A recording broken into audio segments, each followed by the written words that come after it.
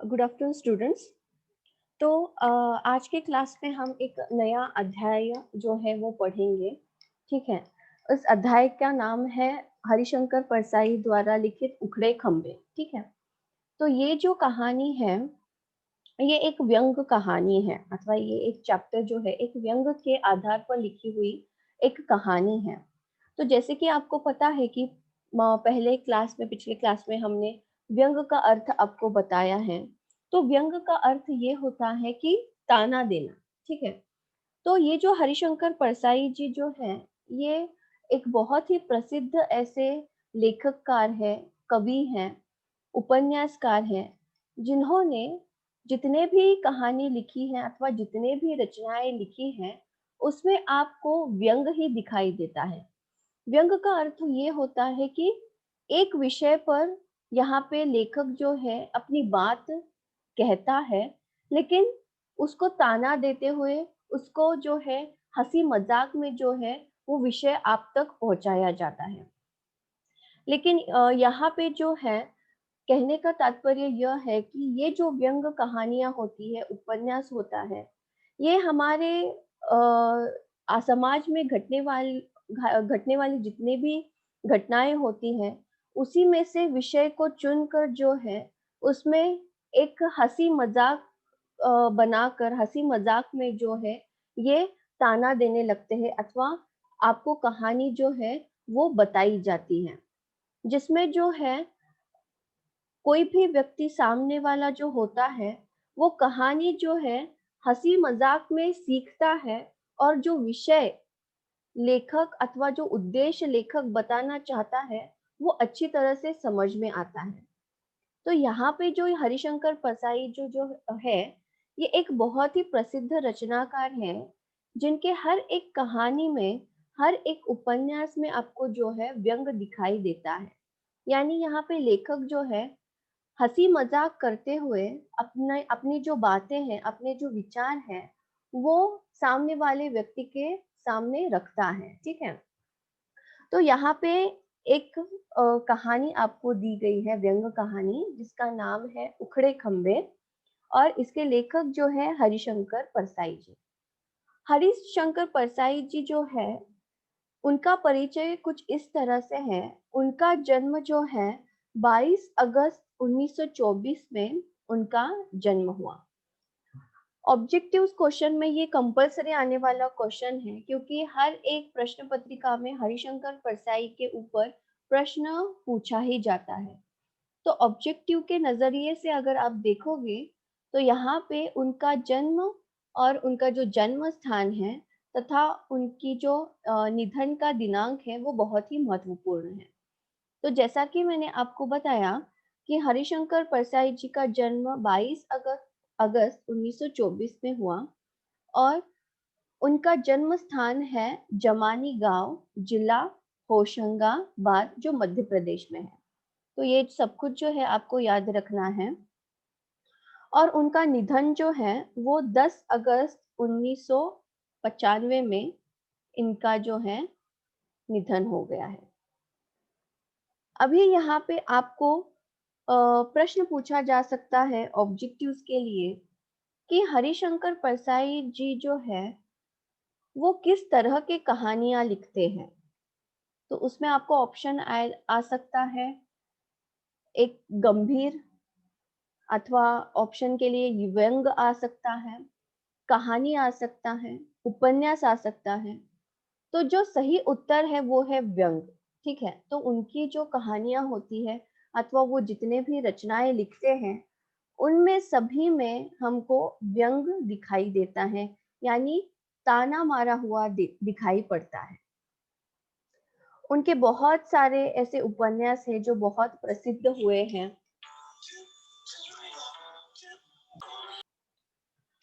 हाँ।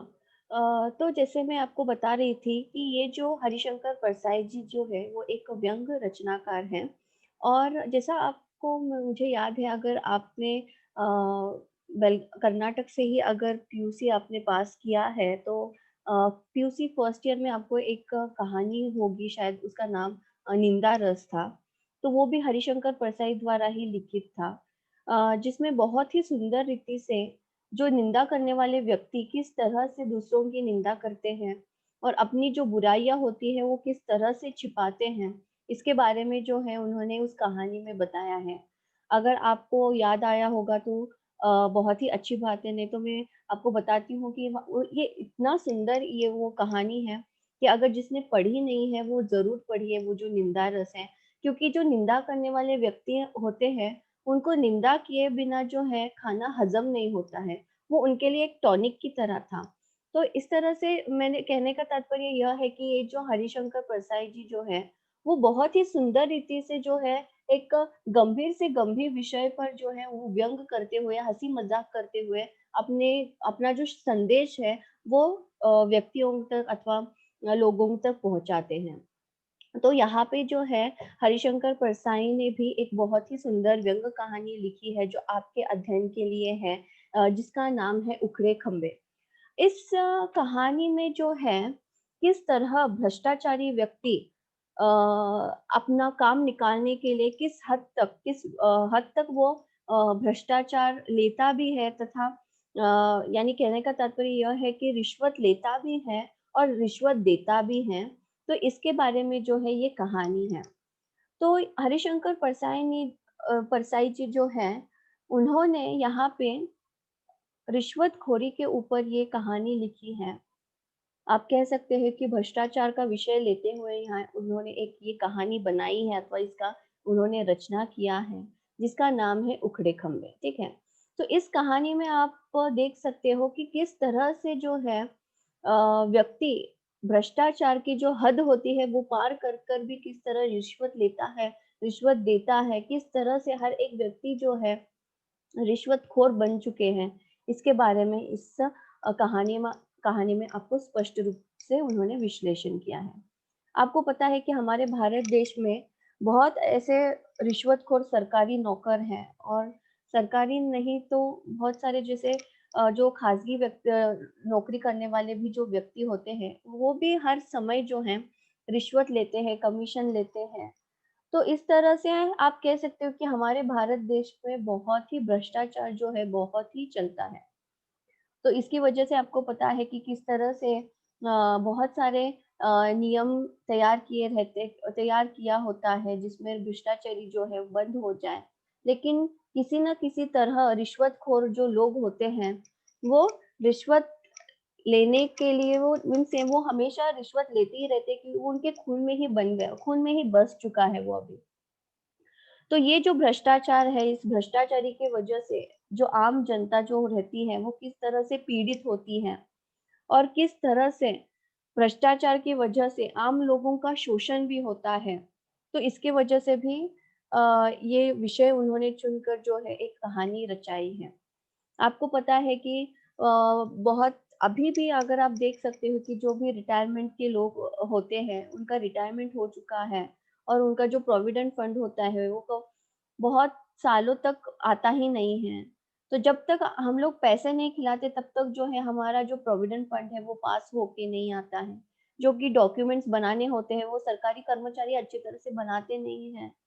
पैसा माँगते हैं, रिश्वत खाते हैं और इतना पैसा खाने के बाद भी वो अपने काम में डिले करते हैं। तो ये बहुत सारी चीज़ें हैं भारत में, ऐसे बहुत सारी चीज़ें आपको देखने को मिलती हैं।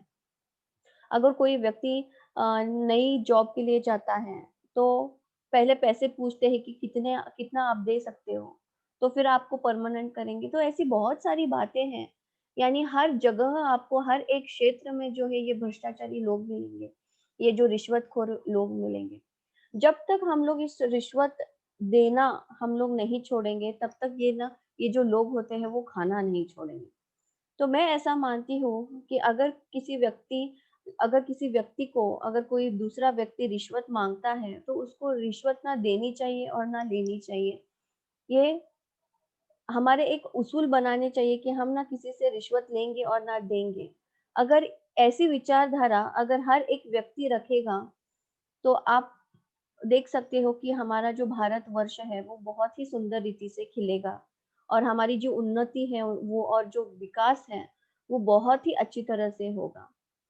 तो यही जो बातें हैं उन्होंने जो है हरिशंकर परसाई ने माफ कीजिएगा, हरिशंकर परसाई जी जो है वो इस उखड़े खम्बे ये जो कहानी है उसमें उन्होंने बताई है। ठीक है, तो अगर आपके पास किताब है तो आप पेज नंबर 51 देख सकते हो, 51। इसमें उखड़े खम्बे लिखा है। पहला जो शीर्षक है इस कहानी का शीर्षक जो है वो उखड़ा खंबा है। उखड़े खंबे का अर्थ क्या होता है? उखड़े का अर्थ होता है यानी उखड़ना का अर्थ होता है जड़ से उसको निकालना, और खंबे का अर्थ होता है जो आप देखते हैं कि इलेक्ट्रिसिटी बंधे हुए जो कितने भी हम लोग खंबे देखते हैं, पिलर्स देखते हैं, तो वो जो खंबे होते हैं उसके बारे में यहाँ पे कहा है कि ये जो खंबे हैं वो किस तरह से उखड़े हैं, अथवा ये खंबे जो है वो उखड़े क्यों है, क्यों उसको जड़ से निकाला गया है, इसके बारे में। ये जो बिजली के खंबे होते हैं ना, जिस खंबे से जो बिजली के तारों का जुड़ाव होता है, उसके इस खंबे के बारे में ये लोग बात कर रहे हैं। ठीक है, तो अभी मैं एक एक वाक्य पढ़ती जाऊंगी और उसका विश्लेषण जो है मैं करती जाऊंगी। ठीक है, एक दिन राजा ने खींचकर घोषणा कर दी कि मुनाफाखोरों को बिजली के खंबे से लटका दिया जाएगा। तो यहाँ पे एक आपको ऐसा है, एक इमेजिनरी, एक आपको एक अज्यूम करना है कि आपके सामने एक कहानी चल रही है जिसमें एक राजा है। आपको पता है कि पहले के ज़माने में सरकार नहीं होती थी, राजा ही सब कुछ सरकार होता था, वही जो डिसीजन लेता था वही सबको मानना पड़ता है। तो आप यहाँ पे ये अज्यूम कीजिए, ये कल्पना कीजिए कि आपके सामने एक राजा बैठा हुआ है और अपनी जनता के अच्छे के लिए वो एक नई घोषणा करता है, खींचकर घोषणा करता है। यहाँ पे एक दिन राजा जो है वो खींचकर घोषणा करता है, यानी इसका अर्थ होता है तंग आकर। वो बहुत तंग आ गया है इन मुनाफाखोरों से, और वो बहुत ही गुस्सा होकर वो ये घोषणा कर देता है कि जो भी मुनाफाखोर होंगे उनको बिजली के खंभों से लटका दिया जाएगा। ठीक है, तो ये जो मुनाफाखोरों का अर्थ ही होता है जो प्रॉफिट बहुत लेता है, जो रिश्वत बहुत लेता है, प्रॉफिट जो है बहुत ही खाता है। तो उनके ऊपर जो है, जो रिश्वतखोर लोग होते हैं उनके ऊपर जो है यहाँ पे व्यंग किया है। और यहाँ पे कहा गया है कि ये एक दिन क्या होता है, राजा बहुत चिढ़ जाता है, वो बहुत तंग आ चुका है इन मुनाफाखोरों से, इन भ्रष्टाचारी लोगों की वजह से। तो वो एक डिसीजन लेता है कि जितने भी लोग हैं जो रिश्वत लेते हैं उनको जो है खंभों पर लटका दिया जाएगा, जो बिजली के खंबे होते हैं उन पर। सुबह होते ही लोग बिजली के खंभों के पास जमा हो गए। उन्होंने खंभों की पूजा की, आरती उतारी और उन्हें तिलक किया। देखिए, तो एक दिन जो है राजा ने ये घोषणा कर दी कि जितने भी मुनाफाखोर होंगे उनको बिजली के खंभों से लटका दिया जाएगा। दूसरे ही दिन गांव के जो व्यक्ति होते हैं, जो आम जनता होती है, वो भी तंग आ चुके हैं इस मुनाफाखोर तथा रिश्वतखोर लोगों की वजह से। तो वो भी बहुत खुश हो जाते हैं, और खुश होने की वजह से वो क्या करते हैं, अभी जो है रिश्वत खाने वालों का जो है अंत हो जाएगा।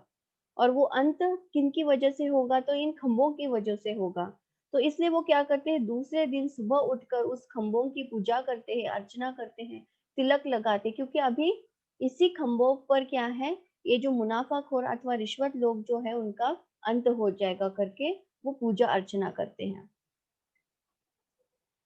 शाम तक वे इंतजार करते रहे कि अब मुनाफाखोर टांगे जाएंगे, और अब पर कोई नहीं टांगा गया।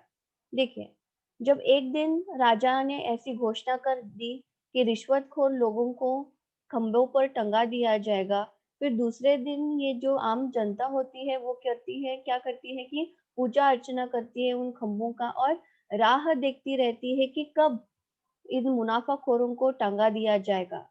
शाम हो चुकी है लेकिन शाम तक अभी एक भी ऐसा व्यक्ति नहीं आया है जिसको लटका दिया गया है इस बिजली के खंभों से। लोग जुलूस बनाकर राजा के पास गए और कहा, तो यहाँ पे लोग जो हैं वो इकट्ठा होते हैं। उनको प्रश्न पड़ता है कि अब तक जो है एक भी मुनाफाखोर अथवा जो रिश्वतखोर व्यक्ति होते हैं, उनको क्यों टांगा नहीं किया गया है अथवा उनको क्यों सजा नहीं दी गई है।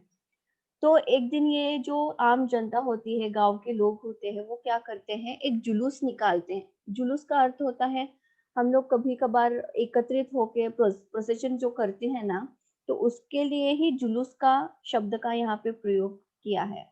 ठीक है? जिसको हम लोग प्रोसेशन बोलते हैं।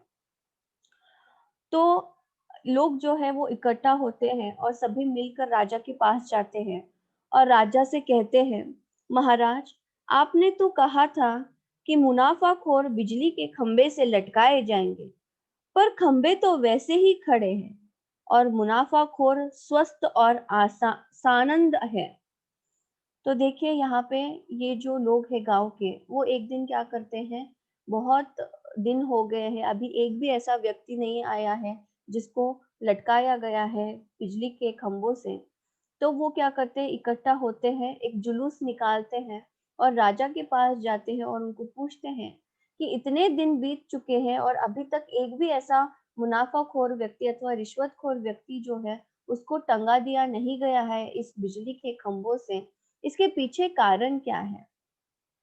और यहाँ पे ये भी कह रहे हैं कि अब तक जो है इतने दिन हो गए हैं, बिजली के खंभे वैसे की वैसे ही हैं और ये जो मुनाफाखोर व्यक्ति जो है वो अपने घर में आनंद से मुनाफा खा रहे हैं अथवा आनंद से जो है, सानंद का अर्थ ही होता है आनंद से अपने जीवन जो है वो बिता रहे हैं।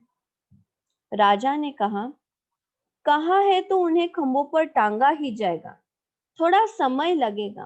तो राजा कहता है कि हाँ, अब तक तो नहीं टांगा गया है, लेकिन थोड़ा समय लगेगा। अगर मैंने एक बात कही है अथवा मैंने घोषणा की है कि रिश्वतखोर लोगों को टंगा दिया जाएगा, तो जरूर टांगा दिया जाएगा, लेकिन उसके लिए थोड़ा समय लगेगा। टांगने के लिए फंदे चाहिए, मैंने फंदे बनाने का ऑर्डर दे दिया है। देखिए, तो राजा जो है वो कह रहा है कि हाँ, मैंने घोषणा तो की है, उसके लिए समय लगता है और उसके लिए एक फंदा भी लगता है, जिसके द्वारा व्यक्ति को जैसे हम लोग फांसी दे सके अथवा उसको लटका दिया जा सके। तो यहाँ पे राजा कह रहा है कि मैंने जो है फंदों के लिए ऑर्डर दे दिया है। ठीक है? उनके मिलते ही सब मुनाफाखोरों को बिजली के खंभों से टांग दूंगा। तो यहाँ पे स्पष्ट रूप से राजा जो है वो कह रहा है कि ये जो ऑर्डर मैंने दिया है, जब वो आता है, यानी वो जो ऑर्डर दिया हुआ जब सामान आता है, आने के बाद सबसे पहले जो है ये जो मुनाफाखोरों है खोर जो लोग होते हैं, उनको हम लोग टांगेंगे। भीड़ में से एक आदमी बोल उठा, पर फंदे बनाने का ठेका भी तो एक मुनाफाखोर ने ही लिया है। देखिए, तो यहाँ पे जो है एक व्यक्ति कहता है कि ये जो फंदों का ऑर्डर आपने दिया है, वो भी एक रिश्वतखोर ही व्यक्ति है, वो भी बहुत मुनाफा खाने वाला ही व्यक्ति है।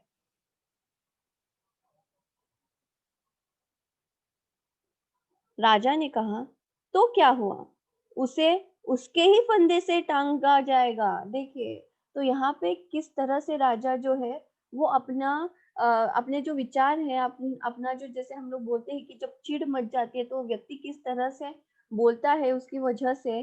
तो ये कहा गया है कि राजा देखिए कैसे कहता है कि हाँ, वो भी अगर मुनाफाखोर है, वो भी अगर रिश्वत लेता है, तो उसको जो है उसी के फंदे से हम जो है उसको लटकाएंगे।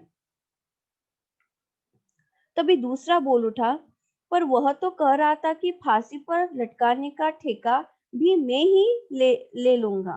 तो देखिए, तो यहाँ पे एक व्यक्ति ये कह रहा है कि जिसको ऑर्डर दिया गया है फंदा बनाने के लिए, तो वो व्यक्ति कह रहा है कि फंदा डालने के लिए और लोगों को फंदे से बांधने के लिए भी वो ही उसका ही चुनाव किया गया है, यानी वही व्यक्ति जो है जो फंदा बना रहा है, वही मुनाफाखोर जो व्यक्ति है, उनको वो बिजली के खंभों से वो टांग देगा करके वो कह रहा है। यानी वो जो कार्य है बिजली के खंभों से टांगने का, वो भी कार्य उस फंदे बनाने वाले व्यक्ति का ही है, ऐसा वो दूसरा व्यक्ति कहता है।